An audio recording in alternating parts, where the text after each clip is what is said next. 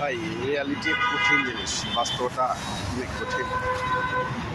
আর সেই বাস্তবতার মধ্যে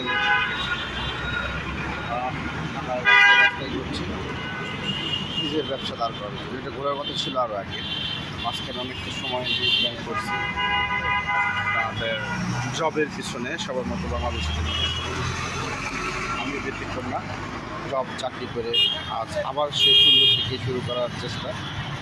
কোনো এক কারণে হয়তো সফল হতে পারেনি। হাজারো ব্যর্থতার মাঝে আমি একজন ব্যর্থ লোক।